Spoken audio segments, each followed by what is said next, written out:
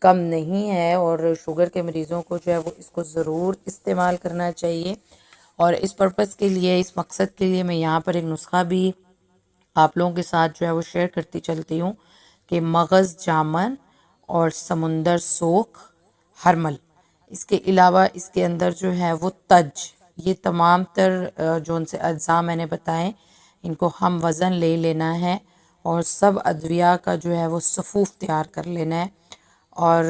مریض کی عمر اور اس کی بیماری کے لحاظ سے اس کو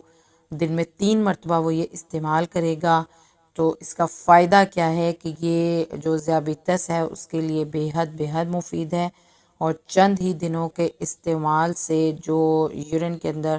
یعنی جو شوگر آتی ہے وہ ہمیشہ کے لیے ختم ہو جاتی ہے۔ ٹھیک ہے جی۔ اور جہاں تک سرکہ جامن کا تعلق ہے، وہ بھی مختلف قسم کے امراض